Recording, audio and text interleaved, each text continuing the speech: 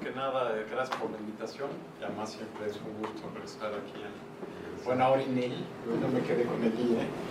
Y lo que les voy a hablar es de inteligencia artificial porque pues en los últimos años estamos escuchando mucho de esto, ¿no? Salen videos, salen pláticas, salen una serie de cosas. Y un poco la idea de la plática es dar un panorama general de la inteligencia artificial. Voy a empezar con una introducción, unas definiciones, un poco las áreas principales de inteligencia artificial y qué es lo que está pasando, por qué de repente empezamos a escuchar tanto de la inteligencia artificial, cuáles son algunas de las preocupaciones que podemos esperar, ¿no? Y espero un poco provocar un poco la audiencia con algunas de las cosas que voy a decir. Entonces, bueno, de definiciones, resulta que hay varios libros de inteligencia artificial, cada uno tiene su propia definición. Entonces nada más estoy tomando una, esta en particular me gusta, dice que tiene una parte científica, en donde se trata de hacer teoría, ¿no? Y una parte ingenieril, donde trata de desarrollar aplicaciones que se ocupan de la comprensión con las máquinas de lo que se llama comportamiento inteligente y de la creación de herramientas que exhiban este comportamiento, ¿no? Y entonces, bueno, esta definición de qué es inteligencia artificial, obviamente está en términos de inteligente, y pues nos podemos preguntar, pues, ¿qué es inteligencia? ¿No? Y entonces me puse a buscar qué es inteligencia. La Real Academia Española tiene aspectos, dice, capacidad de entender, comprender, de resolver problemas, conocimiento, comprensión, habilidad, destreza, experiencia, ¿no? Y de nuevo, hay cualquier cantidad de definiciones. Si nos vamos a la parte etimológica, bueno, vamos a ver cómo está esto.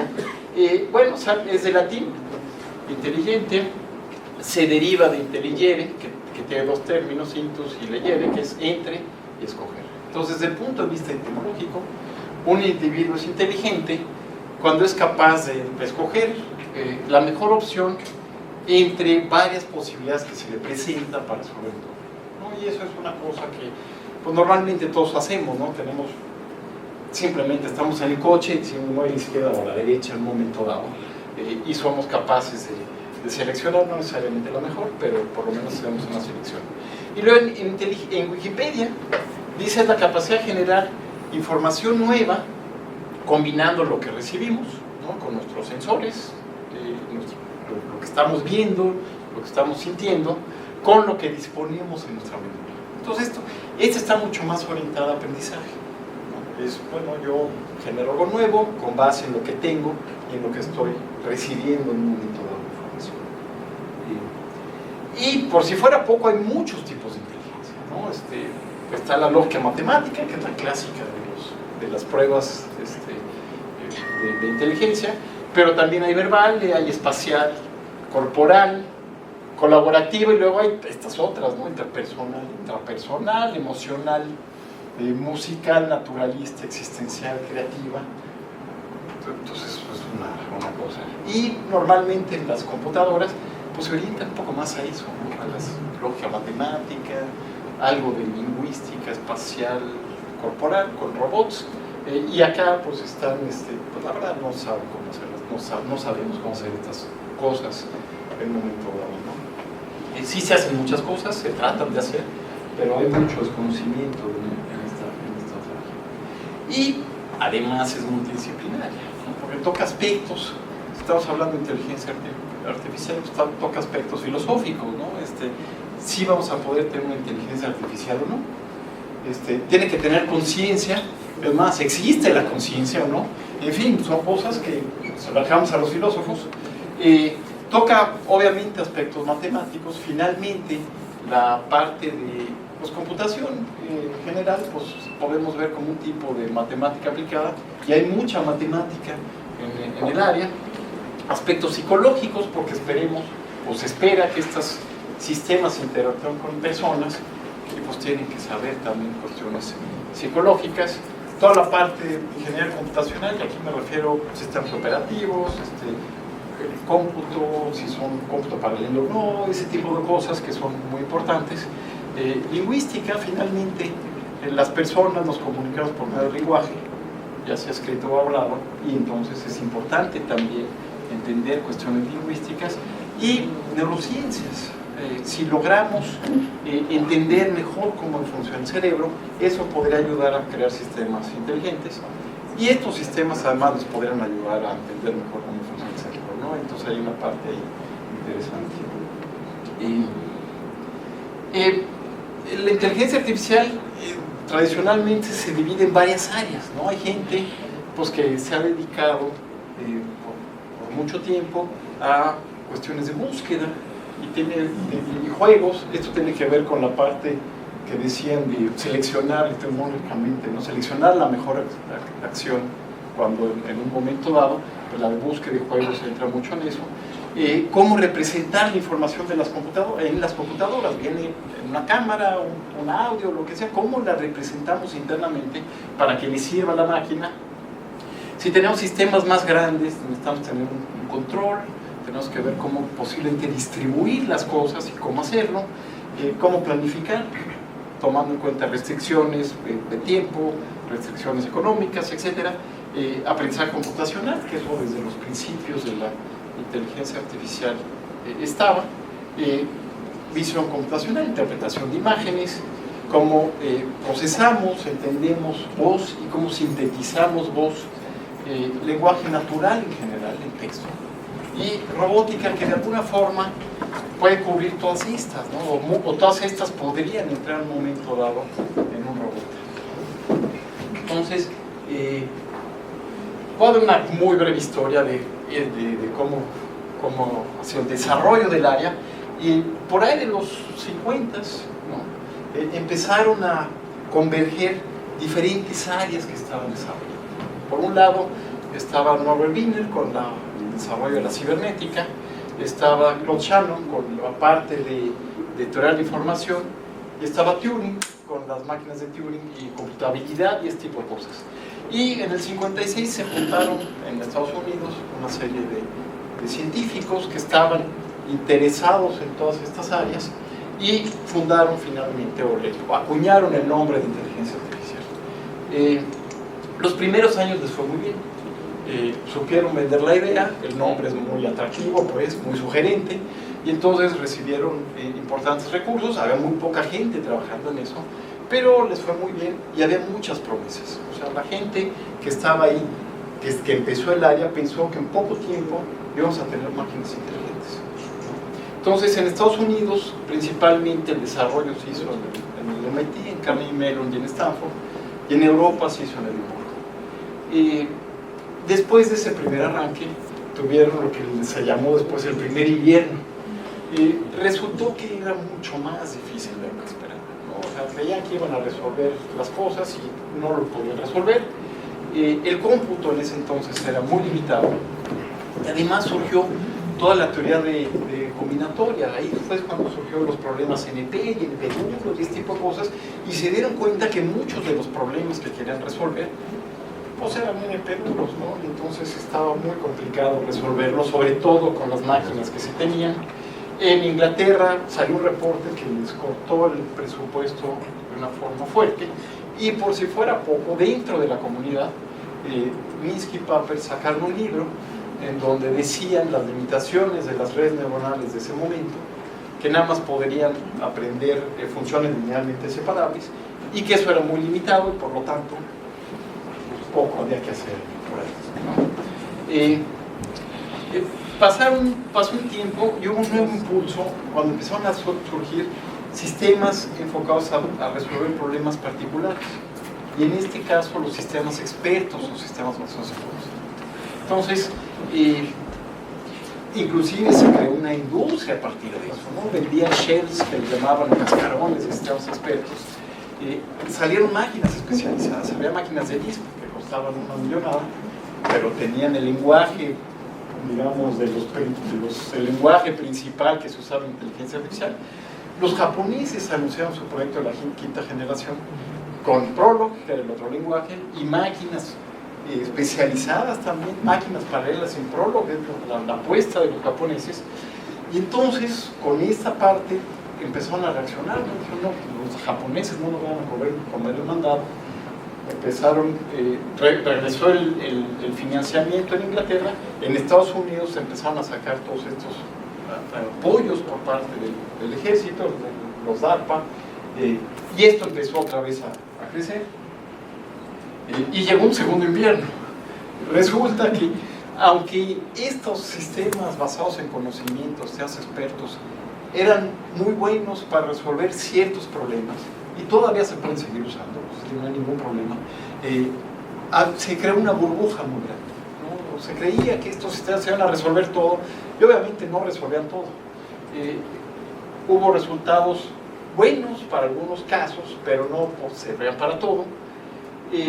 Las máquinas especializadas se cayeron porque las máquinas personales empezaron a ser casi tan competitivas como las otras y no valía la pena tener una máquina muy particular.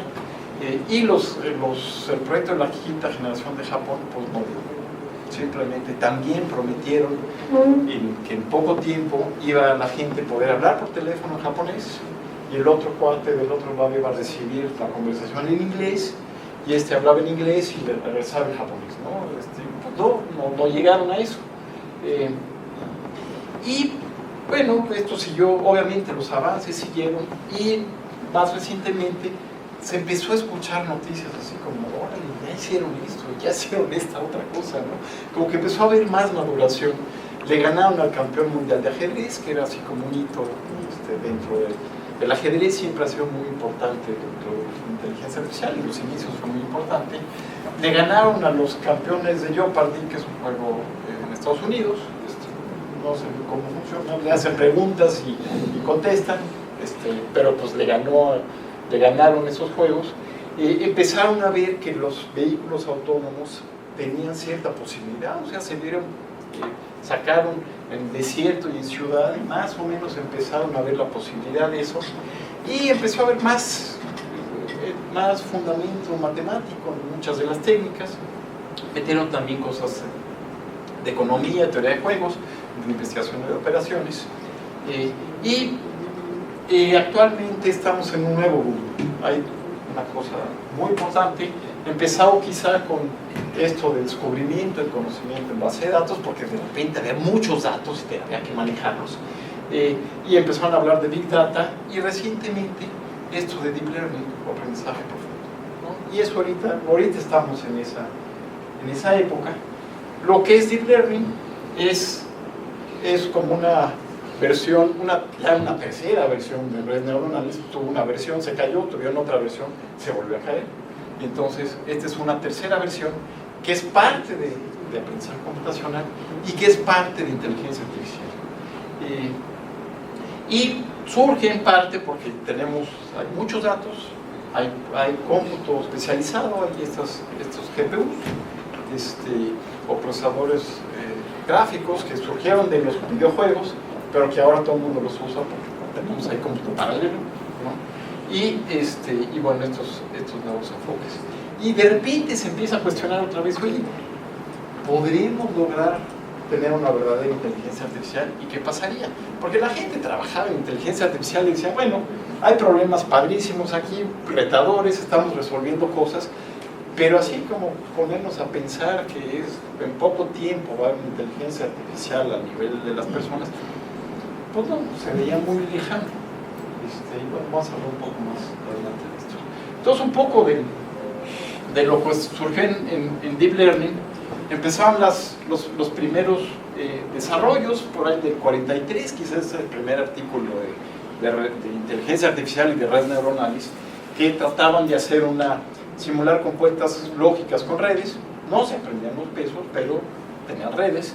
Después hicieron el perceptrón, en donde sí se aprendían pesos y hay una teoría detrás de eso, que la cosa sí convergía, pero llegaron estos autores y dijeron, es muy limitado, no le sigas. Resurgió las redes neuronales con el algoritmo de backpropagation, porque entonces ya pudieron aprender funciones, cualquier tipo de función básicamente, ¿no? Luego llegaron las máquinas de soporte vectorial y de nuevo le dieron la torre, porque estas cosas tenían un fundamento matemático muy claro, una interpretación geométrica clara de cómo hacer el aprendizaje, y además eran mucho más rápidas que las redes neuronales y con resultados pues tan buenos y muchas veces mejores que las redes neuronales, ¿no? Y entonces cayeron hasta que lograron, en 2006, lograron entrenar una red de muchas capas. No podían entrenar redes de muchas capas, en las preguntas podemos llegar a eso, pero no lo podían entrenar. Y entonces aquí lograron dar la vuelta y lograron ver cómo entrenar redes profundas y empezaron a tener resultados realmente sorprendentes, ¿no? Por ejemplo, en juegos, pues hay esta cosa que se llama AlphaZero, que aprende por autojuego a jugar Go, a jugar, bueno, por un lado Go, pero la misma arquitectura se usa para jugar ajedrez, aunque se aprenden otras cosas, y para jugar shogi, que es un tipo de ajedrez japonés.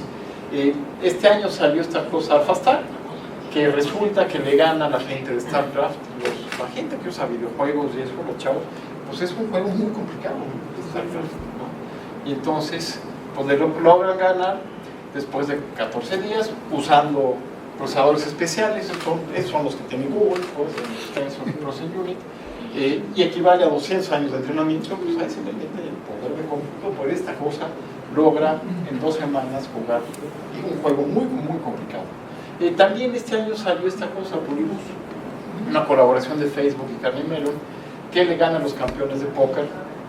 Ese tipo de póker, Six Person No Limit Texas Hold'em Poker, no sé cuál es ese, pero es un tipo de póker aparentemente conocido, después de varios días de autojuego, y además puede blofear, que es una cosa muy interesante, ¿no? La máquina aprende a blofear y les gana además a los campeones de bluff, ¿no? Que son los de póker.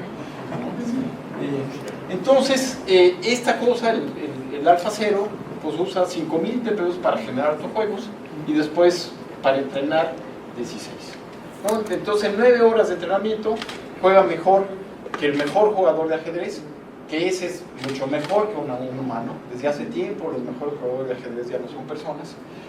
Juega mejor que el mejor jugador de shogi, que también es una máquina, y juega mejor que un sistema que juega mejor que el sistema que le ganó al campeón de, ¿no?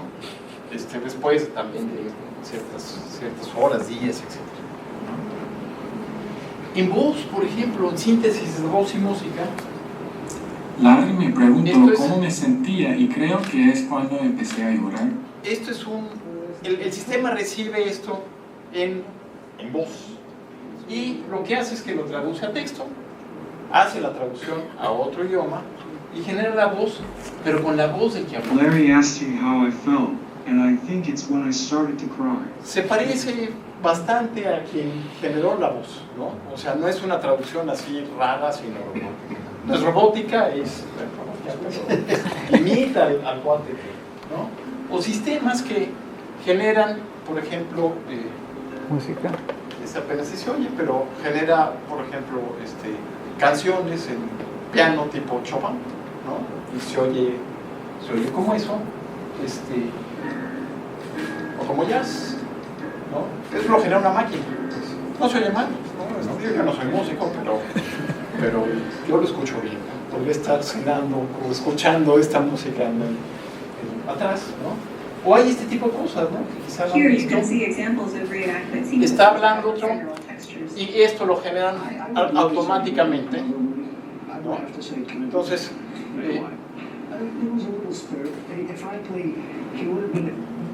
o de una imagen, de una foto, ¿no? de un cuadro, pues, generan, pues, bueno, con 3 personas que hablan de forma diferente, pues, bueno, pues no se ve mal, ¿eh? Uno podría pensar que, y a partir de una sola imagen, o sea, no es que tengo miles de videos de Trump y los adapto porque además tengo miles de videos, o esta cosa, ¿no? Es una bailarina profesional de ballet, hay 2 personas acá, genera automáticamente este video. Obviamente estas personas no pueden bailar así. Entonces,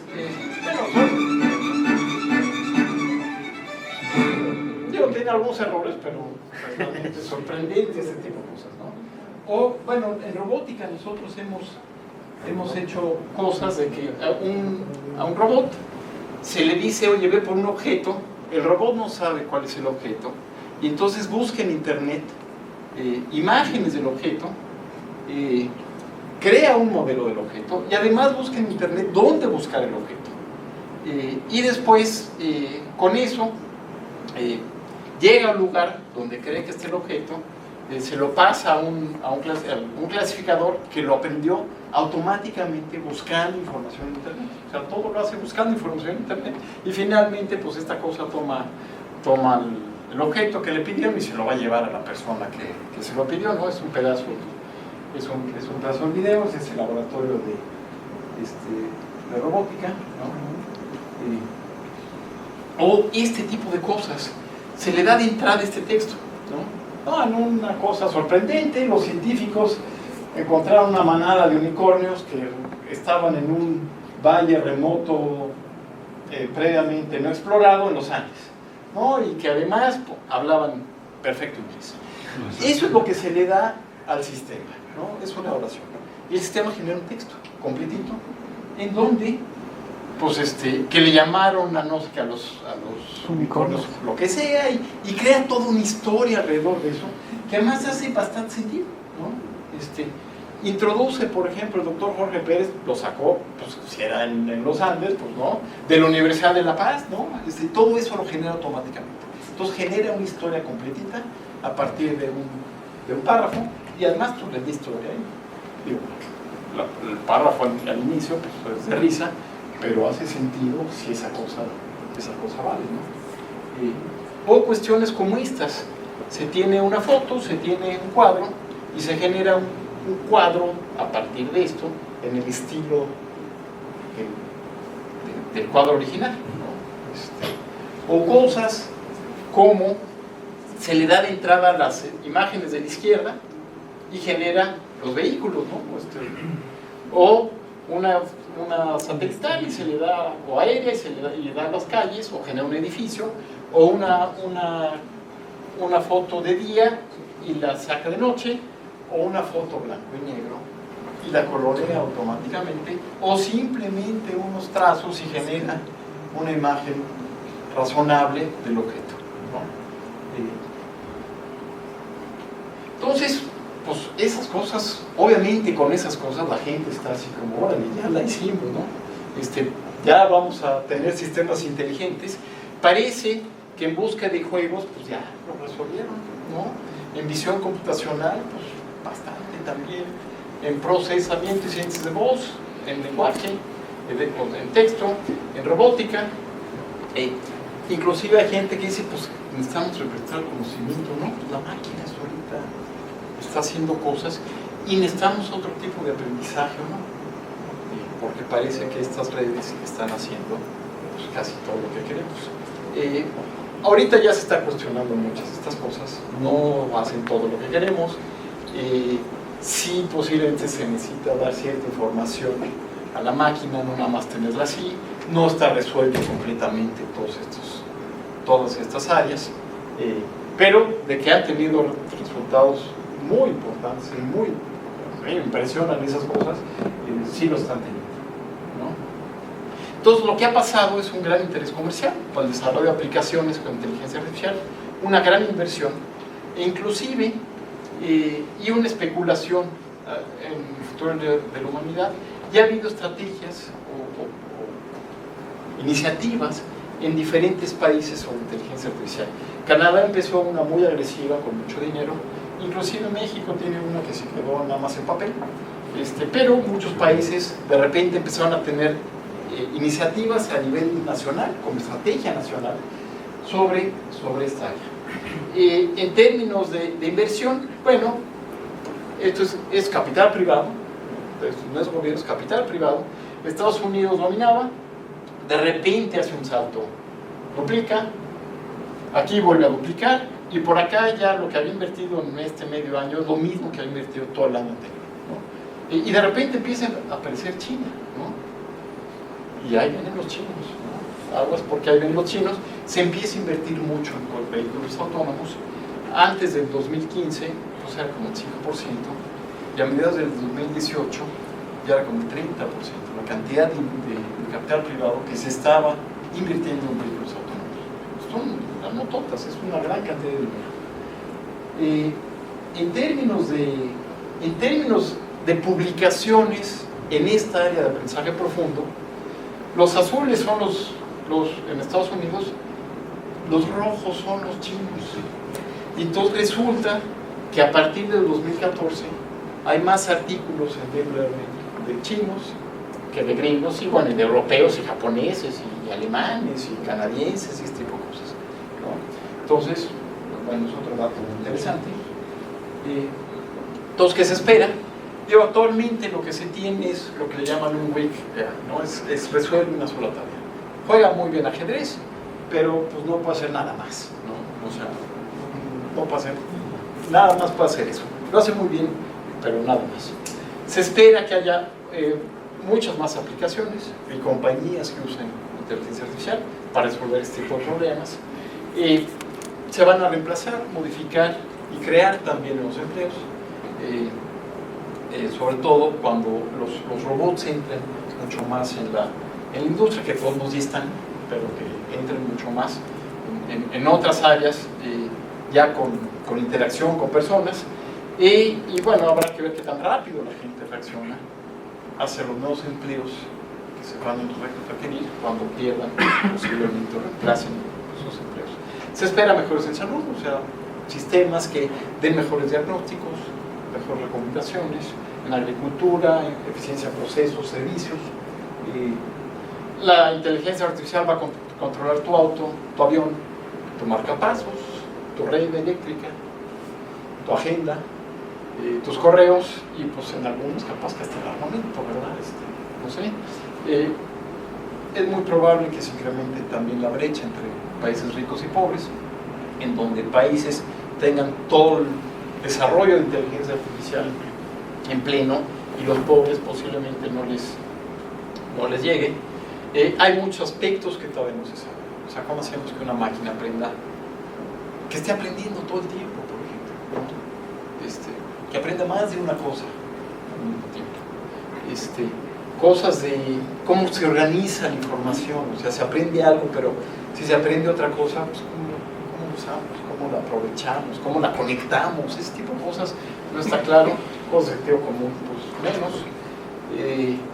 Y empiezan a surgir leyes de protección de datos, ya hay pues, pero también sobre sistemas abiertos y auditables, sobre todo si de repente tenemos un coche que mata a una persona, un coche autónomo, ¿qué vamos a hacer al respecto? ¿A quién le echamos la culpa?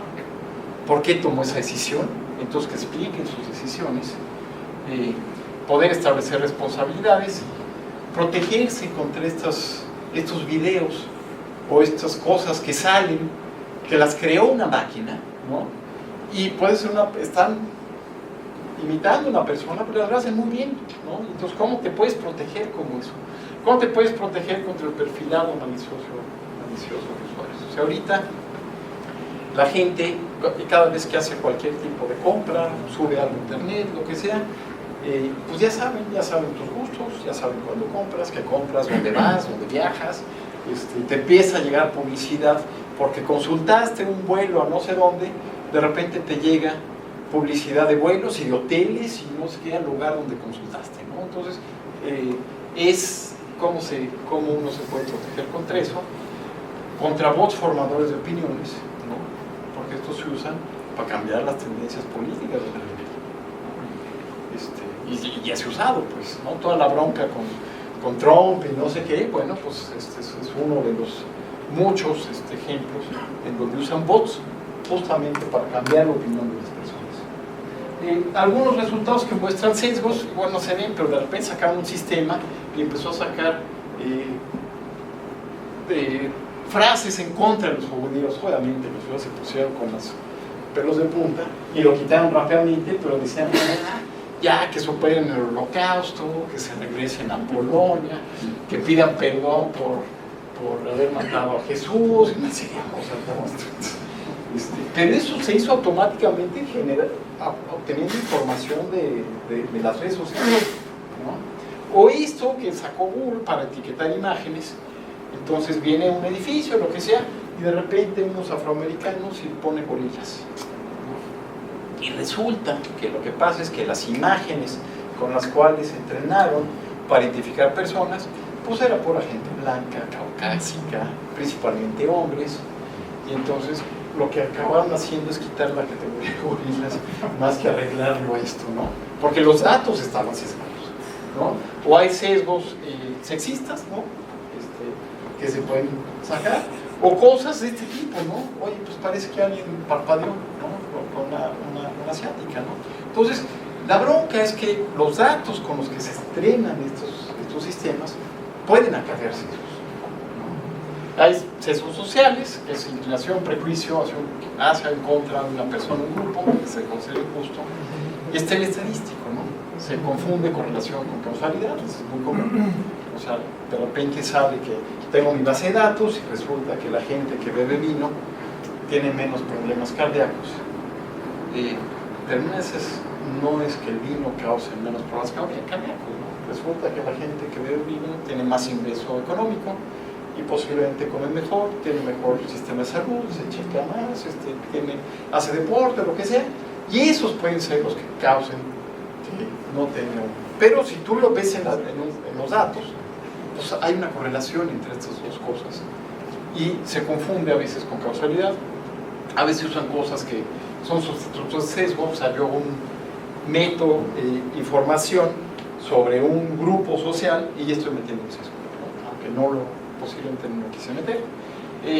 Y la bronca es que los sesgos estadísticos pueden resultar en sesgos sociales. O sea, los sesgos de estos sistemas pueden crear sesgos de este tipo. Y bueno, pues los datos finalmente los generan las personas y pues pueden introducir sus sesgos, aunque sea de forma involuntaria, ¿no? Entonces nada más hay que tener cuidado con eso. El que den mejores resultados no necesariamente los hace mejores por algunas de estas cosas. Y finalmente ya estamos sesgados. O sea, yo lo que busco, lo que me aparece en Google cuando busco, o lo que me aparece en Facebook, es lo que Google o Facebook deciden que sí es relevante para mí, ¿no? ¿Qué es lo que debería de, lo que creen que me importa? Si yo me meto a Google en otro país, en otro idioma, y hago la misma búsqueda en ese idioma, me va a salir otro resultado. Entonces, los resultados ya están de por sí, ya están sesgados, ¿no? Y esto crea un círculo vicioso. Yo percibo algo de acuerdo a lo que encuentro y encuentro de acuerdo a mi sesgo, etc. Entonces, si yo empiezo a buscar sobre, no sé, un político y veo cosas positivas, entonces la siguiente vez me van a aparecer cosas otra vez positivas. O si veo cosas negativas, me van a aparecer cosas negativas. Y lo único que va a hacer es que eso no solo va a perpetuar mi sesgo, sino lo va a incrementar, ¿no? Y por otro lado, pues también, además de estos peligros, está la parte de vigilancia, porque mucho de lo que hacemos se puede ver qué está haciendo la gente, y de control, con todas las cámaras que identifican básicamente las personas que están haciendo, etc. El problema es que la tecnología, y no es de sorprenderse, va mucho más rápido que la regulación, ¿no? Entonces, se están pensando hacer regulaciones, igual se aprueba la regulación, y no nada más la tecnología va más arriba, mucho más adelante, sino que en esa la regulación no se cumple, ¿no? Entonces, hay muchos, y esto puede vulnerar muchos de los derechos humanos. De por sí están los derechos humanos y estos no siempre se cumplen, pues ahora con la tecnología que va mucho más rápido, pues no se está mucho más difícil, ¿no? Entonces, cuestiones de libertad, justicia, privacidad, protección de datos, libertad de movimiento, participación en política de autodeterminación, salud, educación, etc. Casi todos los derechos humanos, a mí se me puede ocurrir un sistema de inteligencia artificial que pueda vulnerar alguno de estos. No necesariamente no necesariamente todos están existiendo, pero fácilmente podemos hacer uno que vulnere algunos de estos derechos humanos. ¿Se puede crear una verdadera inteligencia artificial? Bueno, es curioso porque hace no mucho había mucha gente que decía, pues no se va a poder, ¿no? Unos se basaban en Gödel, por teoría de la incompletez, que básicamente dice que los sistemas formales son incompletos, Entonces la máquina es un sistema formal, por lo tanto es incompleto, y pues, nosotros de alguna forma libramos esta cosa y podemos ser inteligentes. Entonces las máquinas no van a poder ser inteligentes.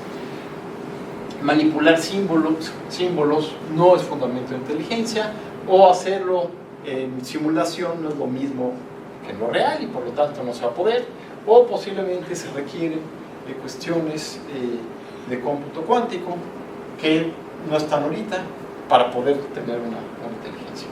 Y ahora ya no es si se va a lograr o no se va a lograr, sino cuándo se va a lograr y cuáles son sus consecuencias, ¿no?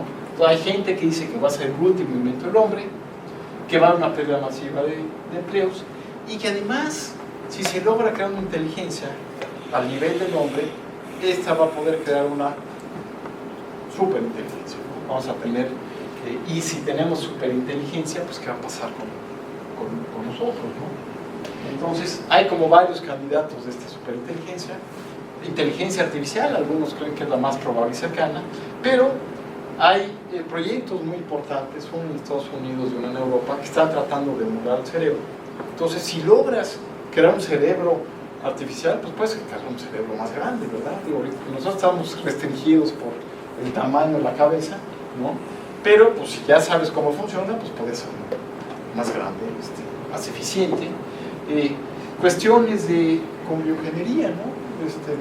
De genes, si ya sabes cuáles son los genes que promueven la inteligencia, tú como una política de Estado podrías decir, pues quiero que mi población sea inteligente, entonces a todos voy a hacer que tengan estos genes de gente inteligente, y hacer los más inteligentes, mucho más inteligentes. O cuestiones de implantes cerebrales, o sea, inclusive gente habla de tratar de poder conectar el cerebro. Imagínense que el cerebro se pueda conectar a internet, pues ya necesitamos ir a la escuela, nada, ¿no? O sea, ahí está toda la información, no tenemos que hacer nada, nomás directamente la consultamos, ¿no? O inclusive fármacos, ¿no? Para tratar de desarrollar más el cerebro. Entonces, lo que se cree es que si se crea un inteligente, va a poder desarrollar uno más inteligente, y esto va a ser una cuestión exponencial, y que se va a dar rápido, y se va a crear una superinteligencia.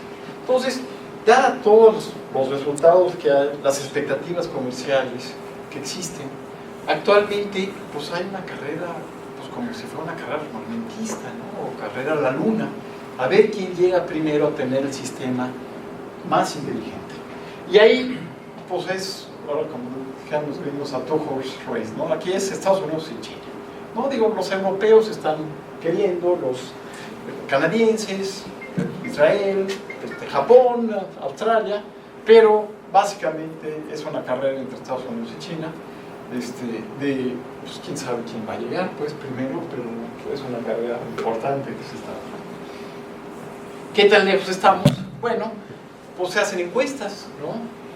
Encuestas con gente experta del área, o encuestas con diferentes personas, y depende a quién le preguntes. Hay unos que dicen inteligencia artificial a nivel humano, en poco tiempo, poca gente, pero para el 2100 la mayoría cree que se va a tener. ¿Y cuánto tiempo después una superinteligencia? Como que inmediatamente no, pero pues un cierto tiempo ya empieza a haber una mayoría que va a tener una superinteligencia, ¿no? Y en otra encuesta, pues hay unos que es muy posible, hasta muy poco probable, ¿no? Y esto de las predicciones, pues la verdad es que son muy difíciles, ¿no? Inclusive por los expertos, ¿no? En mecánica popular en el 49 decía, las computadoras en el futuro posiblemente pesen menos de 1,5 toneladas. Bueno, pues sí, ¿verdad? Sí le atinaron, pero pues obviamente con un rango completamente fuera de sí, ¿no?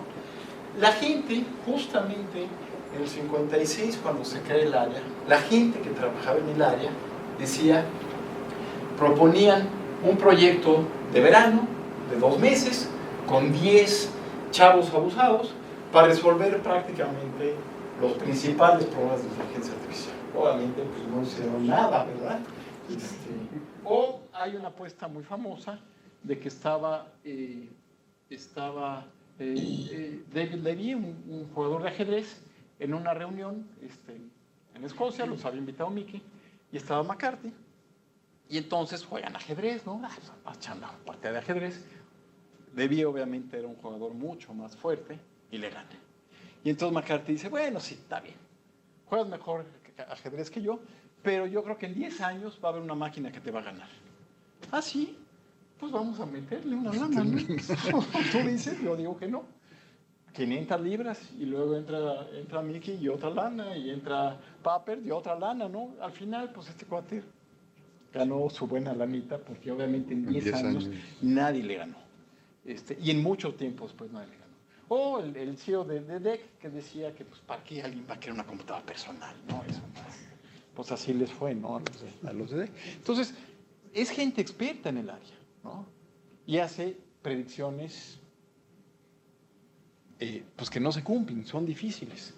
Lo que se cree es que una superinteligencia, si se llega a tener, pues va a resolver muchos de los problemas que no estamos logrando resolver como humanidad, como es el hambre, pobreza, guerras, enfermedades, los desastres ecológicos, ¿no? Cambio climático, etc.